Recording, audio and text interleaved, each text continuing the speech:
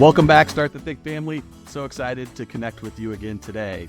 If you are new to the show, my name is Rob, and I'm so glad you're listening. In this space, we talk about side hustles and learn from folks who have been successful. Today, we have a special guest. Kathie, welcome to the show. Hi, Rob. Thanks for having me.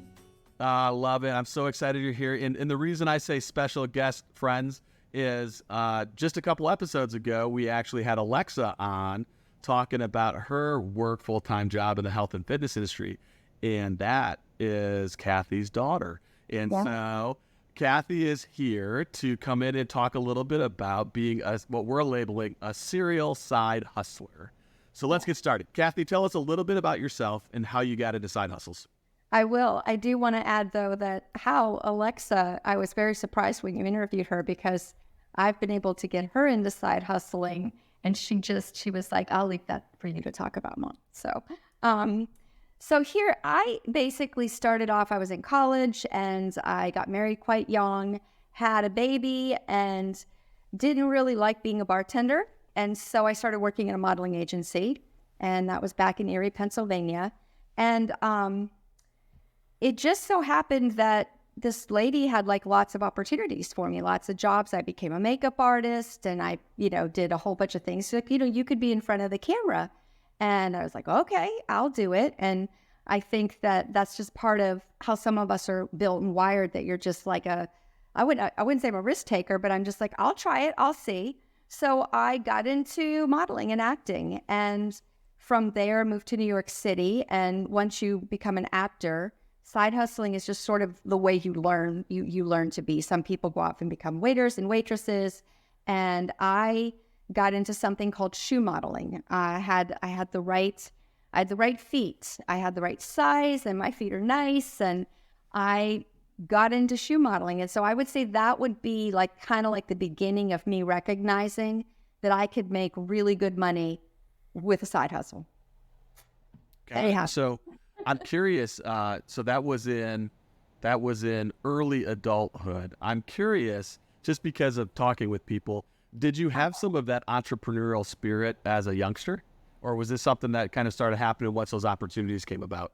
I pretty much knew I was an entertainer. I liked doing plays and being, I wasn't embarrassed to be in front of people, and I was always extremely outgoing.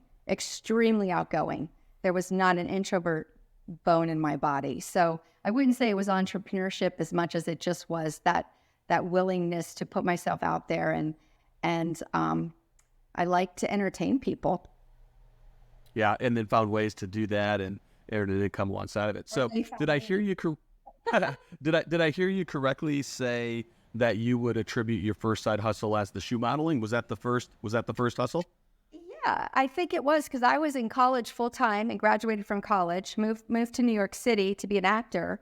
And then they were like, you can make part-time money doing these shows. They're called shoe shows. And people find it really funny to hear my shoe show conversation. There's a little bug fun. But yeah, so I would say, yes, definitely it was shoe modeling. And I've worked for, I couldn't even begin to tell you how many shoe modeling companies I have worked for. I've done it. What's amazing is how long I've been doing it and how long it's been a very good part-time income for me. And I've managed to work it into whatever else I was doing in my life. Yeah, I love that. And when we were chatting ahead of the show, one of the things you mentioned, I think you said your husband said this to you, is you're the queen of revenue streams, right? And that's one of them that's been there for a long time, right? Yeah, people have a different perspective about things. And some people are like, yeah, why do you do that? And I'm like, because it's great money. Like, why would I not do it? And, people are just wired to like, I can do multitasking, right? Lots of different things. And some people, and I need that in my life. I yearn for change and do this and do that and do my best at it. But yeah, my husband calls me the revenue stream queen. So. There you go. Yeah, love it. So shoe modeling was the first one. What would you consider to be the most enjoyable side hustle that you've ever done? Oh, okay. So I made a list here of all of them that I had. I really have enjoyed shoe modeling. It's brought me a lot of opportunity. So the most enjoyable one, I would say is the shoe modeling. I also was a part-time instructor at a university, and I really, really enjoyed that. Very, very different, two very different, one very cerebral and one, very, modelly. But I like that. And I like all the other opportunities that shoe modeling has brought along with it for me. That's important. You got to look for the opportunities if you want to be a good serial side hustler.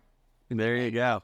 So I'm curious then, you've had all these different kinds of side hustles, and we're talking revenue streams. How was it that you kind of approached the income or the generating income from the side hustle? How did that factor in? Was it, hey, I'm just going to take this door that's open, and by the way, there's some income that's there? Or were you saying, hey, I need a certain amount of income, and I think these side hustles will meet that need? How did that all kind of play out for you? That's a really good question, and I think those are contingent on periods in my life. So when I was much younger and we needed the money desperately because we lived in New York City, and you always needed a lot of money, and I was a very young mom, and working a 5-day show was easier than me working a job every day of the week. It's easier to find a babysitter, right, for 5 days. So I would say for the first probably 10 years I did it, it was because it was incredibly good income in a short window. It was a great way to make a lot of money in a little bit of time. And then I don't know if I mentioned this, but there was a period of time where I actually shoe modeling became like more of a full-time thing. Like I was doing shows and traveling around. It definitely ebbed and flowed. And then it sort of became just like a fun thing I did, that it was just a cool thing to talk about with people. And I got a job at it, and I was like, I'll just continue doing it. And it really wasn't about the money anymore. And now I think I'm going to tell you the truth. I'm probably the oldest shoe model that I know. And when I show up to a show and people are like, you are still modeling? And I'm like, I know it's crazy. So I'm just buying my time. My feet look the same. I've changed a little bit around here, but from like the waist down, my foot's the same. So now it just more me. I say to my boss that I work for a great German company now. And I'm like, hey, Rich, I'm like, so are you using me again for this show? He goes, of course we are. I'm like, okay, good. I'll be there. I love it. And so interesting. I think in that last little piece, I heard you say something about success. And I often ask this question, which is, how has success changed over the time that you've been doing hustling? Because again, a lot of folks get into this, and let's be real, there's we say this on the show, there's more month than money at the end of a month, typically for a lot of folks. And so they're doing this to generate income. But how has that for you kind of adjusted over time as your career has grown in that kind of thing? And what does success look like now versus maybe what it did earlier in the career?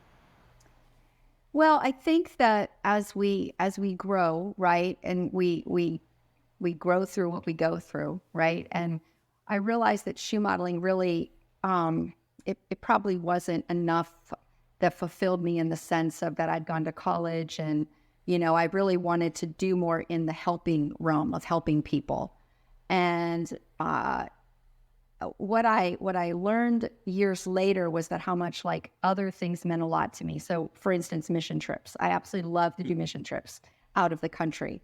And normally mission trips, you have to either pay for it yourself or you get people to donate. And I'm not the biggest fan of asking someone for money. So shoe modeling offered me the opportunity to have money to go do other things I love to do, which in turn brought me joy and, I guess, if you want to say, success, right? Everything sort of played along together and worked in the direction it was needed to happen, because I've needed money to go on mission trips, and doing these side hustle jobs, whether it be shoe modeling, real estate, instructing, they all paid that I was able to have my own money to go on these trips. And I've been able to travel. I don't know if you see this picture right here, but that's a picture. I was in Kenya on a mission trip with an orphanage, and we got to go on a safari. And I'm like, that's success, right? That's what it is. It's, so. Yeah, it's being able to do some of those things that you have as deep-seated desires, and being able to do that because of the work that you've done. And sometimes that deep-seated desire is to buy a new minivan for a young family and to be able to drive around. Sometimes it's to be able to go to that fancy restaurant or to pay that mortgage payment. Sometimes it's to be able to go out into the world and do awesome things like Mrs. Trips. I love that, Kathie. That's helpful. So I'm curious because on this one, I find kind of two different camps related to this concept. A lot of folks, before they get started in side hustle, spend a lot of time researching, and almost sometimes a group that don't ever actually do anything besides research. They don't kind of get going. I'm just curious, in your experience, how side hustles have kind of happened. Did you do a lot of research? Was it right place, right time? What did that look like for you? Anybody who knows this and listens to this is going to be like, we know she didn't do any research at all. No, Okay. I'm not really a researcher in that regard. I think opportunities present themselves in such a way that if your eyes are open and you're open to receiving, you can, sometimes research isn't necessary, but I made a little note here because I think this is very important for your question. Usually in a particular area, one thing just naturally lends itself into another opportunity. So for instance, the example is the shoe modeling. So the shoe modeling I did, and since I can only work for one company, one person, and shoe modeling is an in-person thing, people started asking me to get, do you know someone who's as good as you? Do you know someone that could do what you do? Because I know it seems like a really, easy job, but it takes a lot. I mean, you're friendly all day long. You're talking all day long. You're walking, you're modeling, you're trying on shoes in the right way. You're saying the right thing without fibbing about a shoe. There is a technique and a bit of a skill that goes into it. And so lo and behold, I have these two daughters, right? And guess what size shoe they have? They have 7 and 6. So both of my children were getting into they asked me once they got a little older. So that led me to become like sort of a shoe model agent. So there wasn't really research. It wasn't even time. It was just like, can you do this? Can you do that? And I'm like, of course, yeah, I can. And then I started working with an agency here in Atlanta, and we started hiring shoe models for the shows. And, at one point I was getting shoe models for a Vegas show. And so it really just, the question being, did I do research? No, I happened one opportunity. I was at a shoe show and I knew this guy for years and years. I'd worked for him, and he's like, hey, we need a host for, to do, our shoes are going to be on HSN. Would you go in there and co-host? I'm like, well, of course I will. So I got to do episodes of HSN and co-host and get flown down to Tampa or wherever I was. So no research, Rob, just my ass. Well, but what's interesting there too, though, is you showed up a certain way over and over and over again, right? You showed up in a professional way and you did good work and became trustworthy and all of that. And people see that. I think that's the other part of this too, is I used to, in a former life, I used to be an academic advisor, and I worked with students who were trying to get into medical school and dental school and pharmacy and all of that stuff. And I would always ask them before they went on the interview, when is it that your interview begins? And most of them would be like, oh, well, like 2:00. And I'd be like, well, no, actually, the answer is the minute that you step on the campus, your interview begins, because you have no idea who you're going to come into contact with. You may walk in from the parking lot next to a person who's going to be interviewing you. You might go into the restroom and cross shoulders with the head of the admissions committee. So the minute you step on, you're on, right? And I would guess if I were to step into the environment that you had been in early on in your career, you showed up the right way. People recognize that. And then because of that good work ethic and the way that you handled the environment, you had things become available to you. And when they became available, you have the attitudes like, hey, sure, let's give it a shot. Is that kind of what happened a bit? That's very true, that you show up, and authenticity and genuineness and kindness.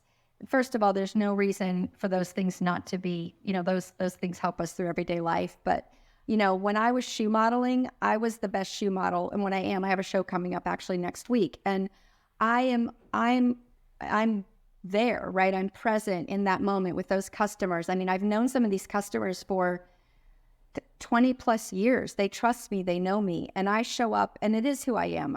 I'm going to be honest and tell you if a shoe's not really my favorite, but if I know your store, it might be good for you and your customer. And so there's a lot of, that's one thing too, like the kind of shoe modeling that I do, these aren't like, I've done runway shows and those kind of shows, but this is a very one-on-one personal interaction with these clients. And they normally are smaller boutiques. You know, they this is their life. This is their small business. And I'm going to show up, to be honest, and say, tell me who your customer is. Is your customer me? Yes, it is. Then I'm going to show you the 10 shoes I like. You pick from there. And so there's a lot of sales. And that's why the companies that I've worked for most of the companies I've worked for probably 5 years. This company I've worked for 12. I'm part of their sales team, and I have pretty feet. Yeah. There you go. God bless you with good feet. That's nice. All right, I'm curious on this one too. For a lot of folks, they'll kind of ask questions around recommendations for tools or apps or different things that people may use as they're either growing a business or trying to manage a business. Is there anything that you've come across that's been particularly helpful from making sure you're maybe marketed well, or making sure that you're, making the income reported the right way with some kind of a tax app or something like that? My husband's a tax guy, so that's how that one's covered. Okay. That would be that. I think technology is really important, and I value it, and I've tried to learn a way to use it appropriately. But I would say that there is nothing that beats human connection. That over any other app. If it's a side hustle that is part of this world, you know what I'm saying? If it's part of that, that's important, and that would not be. You would not. I've reached my limitation of knowledge about that. But if it's a side hustle that is a people, then the best thing you're going to do is network, make connections, show up, and be authentic, and do your job. Let's talk networking. Let's go there for a second, because I have a feeling you're incredibly strong at it, as my guest. For people who maybe the networking thing doesn't come as naturally, what are some ways in which they might be able to kind of dip their toes in the water and start doing some networking? What recommendations do you have for them? So, my daughters and I have talked about this. I think that what they saw growing up is someone who it came very naturally to. So for someone who's going, okay, I want to network better, I would find someone that you like their skill set of how they network in the business that you want to be in, right? And then just watch them, right? Now there's YouTube videos and stuff for that. I mean, but particular to the business that you want to be in. And I had another thought there. I was thinking about, what was the other thought that I can't think of it. I might think of it in a second. But yeah, I just think networking is really, you probably know about this. There's a group that you can go to and you can public speak. Do you know what I'm talking about? Yeah, Toastmasters is probably who you're referring to. Yeah.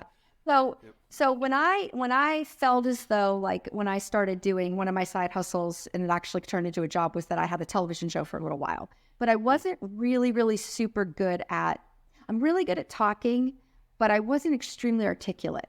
So someone told me about that, and I started to go to Toastmasters. So that's networking in a sense, but it's just teaching you how to speak and be more comfortable in front of people where there's no pressure. Yeah. And you can hone your networking skills when you're not going, oh, did I just look stupid when I said that? Was that dumb? Oh my, I'm so sorry, So you just learn the things you say all the time, the ums and the I'm sorry. And you'll never believe when you hear yourself on camera. Oh, you know this because you do this as a podcast, but the person or the person, and you're like, do I do that? Yes. So. Or the opening, closing of the eyes all the time, or really fast, or looking away from camera. All kinds of different fun tells that happen. It's interesting because when you mentioned Toastmasters, there were two other things that came up in my brain that are good things to think about, I think, around networking. And one of them is a lot of cities now have a young professionals group that will meet. It's often just kind of past high school, maybe just past college. And it's a group of people who are getting together, often civic minded to start, but more so just to meet people in the community. And I think that can be a really good place to go and network if you're listening and you're trying to find a connection to the community. The other one is like a local JC's or a Lions or an AmVets or something like that. Oftentimes has a really good ability to get in to meet people. Again, a lot of it is based on civic mindedness and volunteering and different things, but so many people from so many different environments will show up that you'll get to meet a lot of people who, like you said, sometimes when you're meeting people, all of a sudden a connection shows up that wouldn't have been there had you not met that person, opens up a door, and all of a sudden you're doing something completely different than you ever thought you would. I mean, this is pretty cliche, but getting out of your own comfort zone and going and meeting a different group of people, going and meeting, and it's easier said than done for some people. Some people you can get planted in a place and you just go, "Hi, I'm Kathie," but other people. But if you're a slow warmer upper and it's your passion, because that's the thing, if it's your passion to do something that's going to require human interaction, the person's going to have to be better at human interaction. Or else they're just going to be, I think you mentioned earlier, just starting their engine, just standing still with the engine going, right? You got to move. You got to move in the direction you want to go to, and no one's going to do it for you. No app, no technology, nothing. You got to move. Yeah. Yeah, and I think you and I will agree to this statement that I've heard a lot of times, which is don't let perfection be the enemy of starting. So don't let perfection be the enemy of starting, and that's what I think folks will sometimes say is, I've got to have it all figured out. I have to know exactly how it's going to go. Life's just not really that way. And so a lot of times when you're talking to people who are entrepreneurial, who have had a lot of success, and you'll ask them, hey, what's something you've regretted? I hear it all the time, which is, I wish I would have gotten going earlier. I wish I would have realized that I just needed to start, and then I would have learned a lot along the way, and tried to have everything completely perfect before I was willing to put something out into the world. No, what I mean is you can't wait. We've got an amount of time. We got an expiration date, and we've got this window of opportunity, this dash that we can get the things done in our life that we want to do. And the sooner we figure it out, and that's what I really appreciated listening to Alexa's talk with you, is that she seems to have figured it out much earlier than I did. And there were, and the people that God put in her path for her, she's trying to make all of her own decisions, but that's been wonderful for me to watch that real time with my own daughter, because who knows her better, and there's other people that I've known, but I haven't known them like I know her. And when you see that process of someone not letting failure get in their way, that's, you're going to fail. And I don't even call it failing, right? I mean, it's just, things might not turn out the way you expected or you wanted them to.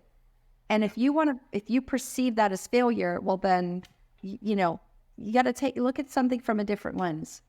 Yeah. The food truck. Yeah. Failure versus growth, right? Failure versus growth. Reframe it. Everything that we're doing, essentially, I've got 5 kids. I think you know that, 5 boys. And, we spent so much time talking about that to them, is like, listen, the way in which you see the world is your choice. You can choose to see everything as a failure. You can see everything as a learning opportunity or growth opportunity. And in fact, when I was talking with Alexa, I shared something that comes up from time to time, which is Jalen Hurts' message after they lost the Super Bowl, which is, you either win or you learn. And I just love that. I mean, we've spent so much time kind of talking about it in my family, and even in the business that I have doing full-time work and stuff like that, is every time we go out into the world, we've got an opportunity to learn something. And sometimes it goes well and we feel really good about it. Sometimes it doesn't go particularly well. And those are actually the moments when you're like, man, I didn't do that the way I wanted to, that you actually learn a lot more and you grow even more. And then the next time that you show up, you do it better than you did at the time before. Yeah. And it hurts, it's supposed to sting. That sting is what causes you to grow just a little bit more. And that's, people really, I just want to mention real quick, what I do now is I'm actually a national board certified health coach, and I work with a lot of cancer clients. And still shoe model.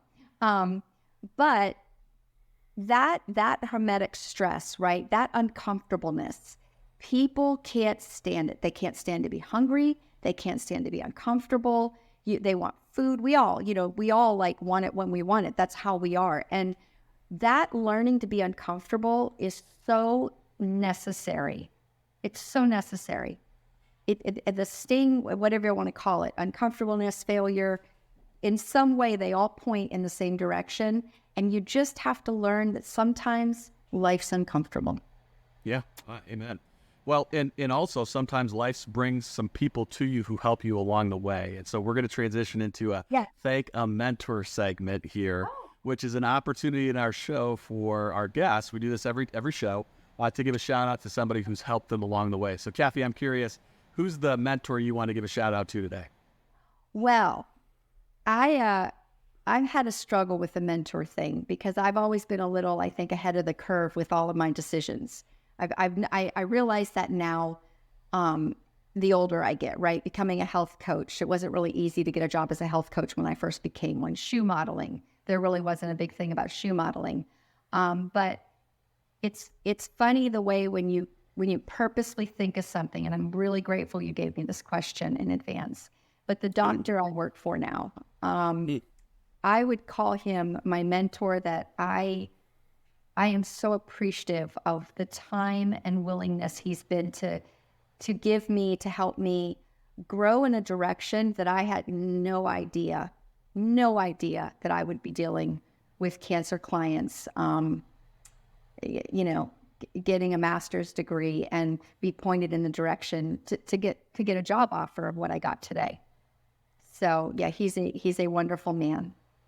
I love it. And not necessarily a hustle, somewhat of a change of career or focus too, which is really interesting there too, is that person has come into a space. We were talking before to the family who's listening, but we were talking before just about how fulfilling that work is in that space, and being able to be with people in times where there's just a lot of struggle and challenge. And you have such a beautiful personality that I'm confident those folks that are in that space are very thankful that you're in that space with them when they're going through those hard times. People, we need each other, right? That's how we're wired. We need each other, and there's nothing that will ever replace the human connection, whether someone's struggling or not struggling. I mean, there's nothing better than, I'm gonna get emotional, but to be able to call up my daughters and we share each other's triumphs and each other's joys and each other's pains, and just there's nothing, I wouldn't trade in anything for that experience with, I love having adult children, but that human connection is super important. Yeah, life's better when it's lived together, as a saying that we have around here at Fairmount Christensen. So let's get super practical for a second here. You are a serial side hustler. We've established that throughout the course of the conversation today.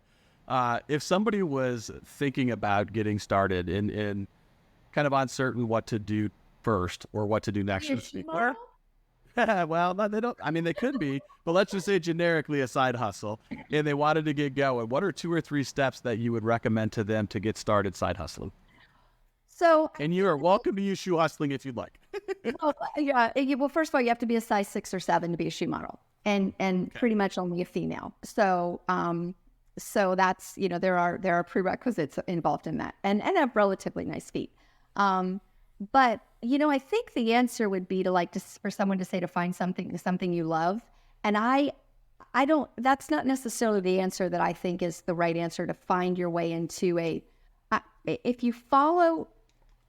you're paying attention, right? If you're paying attention and you see an area that you want to explore more, not necessarily research, but just explore and know somebody. You gotta know somebody, unless you're the kind that you do things by yourself. My experience is I've created my own experiences, but it's kind of because I knew someone.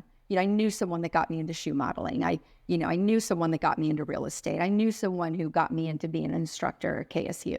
So I would say that being aware and paying attention, and obviously, enjoy it, but you can kind of fall into something and learn to enjoy it. You really can. I mean, I don't think people are necessarily like, really? I don't want to do something I don't like. And that's not really what I mean. But I'm saying that you can learn the appreciation for something and learn how to do it and make money, and all of a sudden be like, oh, this is great. Yeah. When I had to do shoe modeling for money, I didn't necessarily like it as much as when I'm doing it now, because I learned to appreciate it. Yeah, well, that's the Mark Cubanism there, which is Mark Cuban from Shark Tank, owner of Dallas Mavericks. But he has said, I've heard him say a couple of times in interviews, get really good at something, and you'll actually find that you'll become passionate about it, right? Because everybody will say, well, follow your passion. But some people aren't necessarily wired to have this deep-seated passion. Right. But they have this, there's a phrase that I love called insatiable curiosity. So you have some folks who are just, super interested. It's kind of what I am, right? I love to ask questions. Why I do this show. I love learning new things and learning from people and all that kind of, and I've always loved to ask questions, right? And so if you have that insatiable curiosity, follow that, figure out how to do something really well. And Cuban's point is, once you've done that, you're going to find, one, that people are going to pay you for it, and two, you're probably going to like it quite a bit. Right. And the energy, I talk to a lot of people about the energy that they give off, right? And when you enter a room and that energy, and you can, that energy kind of like gets you going in a certain direction too. If you start doing something and it just depletes you of your energy and you just loathe it and you feel it. I mean, if you're in tune with yourself, your person you are at all, you're like, this is just mind numbing. I can't. And you should stop, wean off. But there's some things that you're like, I don't know what I'm doing, and I don't necessarily know, but I feel enriched when I do this. And, it's an energy. Any chance you've heard of Marcus Buckingham? Have you heard of him at all? I don't think so. Okay. Oh. So, at family, this is a good one for you all too. Marcus Buckingham, he's got a really awesome video vignette series called Trombone Player Wanted. Okay. But in one of the episodes, he talks about knowing how you're wired a little bit, or doing these things that you were kind of meant to do. And so what he will talk about in this vignette is, he'll say, when you start thinking about something and you get really excited about it, you're engaged in the moment and time absolutely flies. And the third being that when you're done, you may be physically tired, but you're just like jacked because you've loved the environment that you were in. He goes, figure out how to do more of that, and then you're going to have a really enjoyable life. And so, yeah, it's a great little vignette. Trombone Player Wanted, Marcus Buckingham. Cool kind of a setup there. So, all right, Kathie, last question for you. What's next for Kathie on the side hustle front? What's next? Well, I have a show, a shoe show coming up next. I think it's next week. It's like the second week in August. So I probably will just continue doing that for a little while. I'm getting a master's degree. I should graduate in December. So I did take the summer off because my brain was about ready to explode. But I'm getting a master's in positive psychology. And I really am into something called acceptance and commitment therapy. So I really, I am the inquisitive, always a learner. There's another course I want to take by Dr. Daisha Winters. I'm kind of in that kind of still learning. It drives my husband crazy. He's like, are you always just going to be going to school? And I'm like, probably I will. And, as far as my serial side hustling, just whatever comes along, there might be another HSN opportunity coming up, I was told. I just keep my eyes open, and I'm hopeful that something will cross my path and I'll be like, yes, I'll do it. Maybe your own podcast on shoe modeling. Oh, somebody else told me I should do that. Wait, I can't forget to mention my most important job now. My most important job is I'm a grandma. Oh, outstanding. Yeah. So, I can't let this go by without mentioning I have 2 little grandbabies, and I'll tell you, any day I'll take the side hustle so that I have more time to spend with them. It is the most amazing thing that's ever happened to me. It's my favorite thing in the world. So I hear that's phenomenal. Hopefully someday I'll get to experience that. So can we call that like a side hustle? I'm going to be like, sure. Child, Well, honestly, I love the fact that, and it doesn't surprise me, that answer that you gave, but you're going to continue to lean into learning. It's just part of who you are and part of why you've done the side hustles and the stuff that you've done. Yep. You learn everything. You learn from everything. That's right. All right. We'll start the thing, family. We go faster, we get better, and we have more impact when we learn with one another. Thanks for sharing your story, Kathie, and thanks so much for being on the show today. Rob, thank you so much. It has been a pleasure. Friends, if you have not yet subscribed, please feel free to do so on YouTube or wherever you may be listening. And we hope to see you back for another future episode of Start the Thing Show. Everybody, have a fantastic day.